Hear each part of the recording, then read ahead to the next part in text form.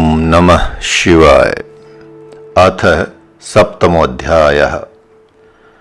शौनक जी ने कहा, महान बुद्धिमान सूत जी, आप धन्य हैं, शिव भक्तों में अग्रगण्य हैं।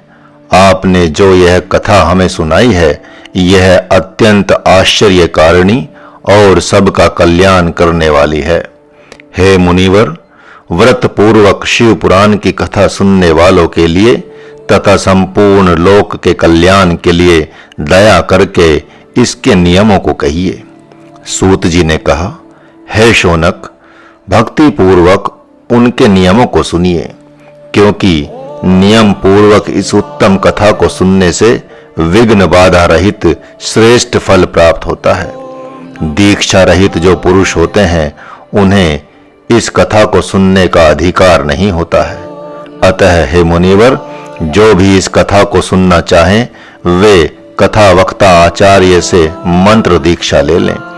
कथा सुनने का जिसने व्रत लिया हो, वह ब्रह्मचर्य व्रत का पालन करे, भूमि पर सोए, फलाहार आदि के रूप में जो भी भोजन करना हो उसे पत्तल में रख कर करे, तथा कथा समाप्त होने पर भोजन करे।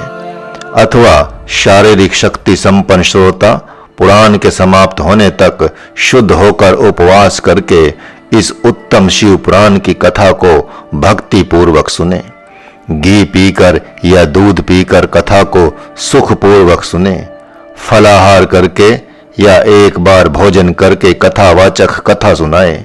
कथा को सुनने का जिसने व्रत लिया है, दिन भर में एक बार हविष्यान्न का भोजन करे। अथवा जिस प्रकार सुख पूर्वक कथा सुन सके वैसी व्यवस्था करे। भोजन कर लेने के बाद ही यदि कथा सुनने में मन लगता हो तो हल्का भोजन कर लेना चाहिए। यदि उपवास करने पर कथा सुनने में विघ्न होता हो तो ऐसा उपवास करना अच्छा नहीं होता है। गरिष्ठ जो देर में पचता हो, सभी प्रकार की दाल, जला हुआ अन्न, निष्पाव, राजविंशिम्बी और भट्टमास का या भट्टवास, मसूर की दाल, भावना से दूषित पदार्थ तथा बासी भोजन को कथा सुनने वाला न खाए। बैंगन, कलिंद अर्थात तरबूज, चिचंड, चिचीड़ा, मूली, कूष्मांड अर्थात पेठा, नारियल, मूलज, शाक, इनका सेवन प्रतिदिन कथा सुनने वाला न करे। प्याज, लहसुन, हींग, गाजर तथा मादक पदार्थों को प्रतिदिन कथा सुनने वाला पुरुष न खाए। ये सभी पदार्थ मांस के समान निषिद्ध हैं। काम, क्रोध, लोभ, मोह, मद, मात्सर्य, इन 6 विकारों का सेवन ब्राह्मणों की निंदा, पतिव्रताओं तथा सज्जनों की निंदा प्रतिदिन कथा सुनने वाला पुरुष न करे। रजस वाला स्त्री को न देखे और पतित जनों से इस कथा को न कहे। जो ब्राह्मणों के साथ द्वेष करते हों, जिन्हें वेदाध्ययन का अधिकार न हो, ऐसे लोगों से कथा सुनने वाला व्रती पुरुष भाषण न करे। सत्व, शौच, दया, मौन, चुप रहना, आजर्व अर्थात सरलता, नम्रता तथा मन की उदारता का व्यवहार प्रतिदिन कथा सुनने वाला पुरुष करे। इस कथा को निष्काम अथवा सकाम पुरुष यदि नियम पूर्वक सुने तो सकाम व्यक्ति की इच्छा पूर्ण हो जाती है और निष्काम व्यक्ति को मोक्ष की प्राप्ति हो जाती है। दरिद्री, क्षय रोगी, अन्य रोगों से युक्त, पापी, भाग्यहीन और संतान रहित पुरुष भी इस कथा को सुने। काक, बंधुआ आदि जो 7 प्रकार की हीनता युक्त स्त्रियां हैं और जिनका बार बार गर्भस्राव हो जाता है, उन्हें भी यह शिव पुराण की कथा सुननी चाहिए। हे मुनिवर, सभी स्त्रियों तथा पुरुषों को चाहिए कि वे इस शिव पुराण की कथा को विधि पूर्वक सुने। जब भी इस शिव पुराण का पारायण किया जाता है, वे दिन सर्वश्रेष्ठ होते हैं तथा करोड़ों यज्ञ के समान होते हैं। इन उत्तम दिनों में थोड़ी सी भी वस्तु को विधि पूर्वक जो दी जाती है, उसका भी अक्षय फल प्राप्त होता है। इस विधि से व्रत करके और इस उत्तम कथा को सुनकर अंत में व्रत करने वाला श्रोता उद्यापन करे। इसके उद्यापन की संपूर्ण विधि चतुर्दशी के समान कही गई है। उसी प्रकार श्रीमान लोग इसका भी उद्यापन करें जो उस प्रकार के फल को प्राप्त करने के इच्छुक हों। धनहीन जो शिव भक्त हैं उनके लिए प्राय उद्यापन का बंधन नहीं है। वे कथा सुनने मात्र से पवित्र हो जाते हैं, क्योंकि शिव भक्त निष्काम होते हैं। इस प्रकार शिव पुराण के परायण रूप यज्ञ के उत्सव के समाप्त हो जाने पर श्रोताओं द्वारा भक्ति पूर्वक शिव का पूजन करना चाहिए। हे मुनिवर, शिव पूजन के समान ही पहले ग्रंथ की विधि पूर्वक पूजा करनी चाहिए, उसके बाद कथावाचक की भी पूजा करनी चाहिए। शिव पुराण की पुस्तक को ढकने अर्थात बांधने के लिए नवीन, सुदृढ़ तथा सुंदर वस्त्र दें और उसे बांधने के लिए रेशमी धागा दें। पुराण ग्रंथ को बांधने के लिए जो भक्त नया वस्त्र या सूत्र देते हैं वे जन्म जन्मांतर में सुख भोगने वाले तथा ज्ञान संपन्न हो जाते हैं। कथावाचक को अनेक प्रकार के बहुमूल्य एवं उत्तम वस्त्र, आभूषण तथा पात्र विशेष करके दें। जो भक्त पुरुष पुराण के आसन के निमित्त कंबल, अजिन अर्थात मृगचर्म, रेशमी वस्त्र, मंच अर्थात चौकी, फलक अर्थात लकड़ी का तख्ता देते हैं, वे भक्त जन स्वर्ग लोक में पहुंचकर इच्छा पूर्वक वहां के सुख भोगों को भोगकर एक कल्प तक ब्रह्म पद में रहकर तदनंतर शैव पद को प्राप्त करते हैं। इस विधि से पुस्तक का पूजन कर लेने के बाद हे मुनिवर, अत्यंत उत्सव के साथ कथावाचक की भी पूजा करनी चाहिए। कथावाचक की सहायता के लिए जिस समान योग्यता वाले विद्वान की नियुक्ति की गई थी उनका भी उसी प्रकार पूजन करें। उनकी दक्षिणा प्रधान कथावाचक से कुछ कम होती है।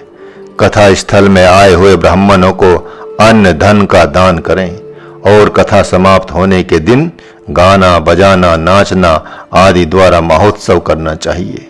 हे मुनिवर, यदि कथा श्रोता विरक्त अर्थात साधु सन्यासी हो तो विशेष करके कथा समाप्त होने के दूसरे दिन जिस गीता का शिवजी ने श्री रामचंद्र को उपदेश दिया था उस शिव गीता का पाठ करना चाहिए। यदि कथा श्रोता गृहस्थ हो तो उस बुद्धिमान को चाहिए कि वह गाय के शुद्ध घी से कथा की शांति के लिए होम करे। हे मुनिवर, रुद्र संहिता के प्रत्येक मंत्र का उच्चारण करके अथवा उसके सारभूत गायत्री मंत्र से अथवा इसी पुराण के श्लोकों का पाठ करके विधि पूर्वक होम करे अथवा पंचवर्णात्मक शिव के मूल शिवाय नमः मंत्र से हवन करे। यदि यजमान हवन करने में असमर्थ हो तो होम के निमित्त रखा हुआ वह घी ब्राह्मण को दे दें। पुराण को सुनने के अवसर पर न्यूनता, अधिकता आदि दोषों की शांति के लिए भक्ति के साथ शिव सहस्त्र नाम का पाठ करें या उसे सुने। इस प्रकार सुना गया संपूर्ण शिव पुराण सफल होता है, इसमें कोई संदेह नहीं है, क्योंकि इससे अधिक तीनों लोकों में कोई महत्वपूर्ण वस्तु नहीं है। 11 ब्राह्मणों को मधु तथा खीर का भोजन कराएं, तदंतर व्रत पूर्ण होने के लिए उन्हें उचित दक्षिणा दें। हे मुनिवर, यदि कथा को सुनने वाला संपन्न हो तो वह 3 पल अर्थात 12 तोले का एक सुंदर सिंह बनाकर उस पर इस पुराण के सूक्ति वचनों को लिखाकर या स्वयं विधि पूर्वक उसे स्थापित कर वह व्यक्ति आवाहन आदि दक्षिणा समर्पण पर्यंत उपचारों से पूजा करके वस्त्र, आभूषण, गंध, अक्षत, पुष्प आदि से पूजा किए गए जितेंद्रिय आचार्यों को उक्त सभी पदार्थ शिवजी की प्रसन्नता के लिए विद्वान श्रोता को समर्पित करे। हे शौनक जी, इस प्रकार पुराण के दान प्रभाव से शिवजी की कृपा को प्राप्त कर मानव सांसारिक बंधनों से मुक्त हो जाता है। इस प्रकार विधि पूर्वक सुना गया यह शिव पुराण संपूर्ण मानवोचित फलों तथा मोक्ष को देने वाला है। इस प्रकार मैंने तुमसे यह सब कुछ कह दिया है। इस संबंध में तुम और क्या सुनना चाहते हो? यह श्री शिव पुराण का महात्म्य सभी प्रकार की इच्छाओं को पूरा करने वाला है। यह श्री शिव पुराण सभी पुराणों में श्रेष्ठ कहा गया है। यह शिव जी को अत्यंत प्रिय है, रमणीय है और सांसारिक बंधनों से मुक्त कराने वाला है। जिन मनुष्यों ने इस जीव लोक में जन्म लिया है और जो सदैव विश्वनाथ का ध्यान करते हैं, जिनकी वाणी सदैव शिव की स्तुति करती है, जिनके दोनों कान शिव की स्तुति को सुनते हैं, वे इस संसार सागर को पार कर जाते हैं।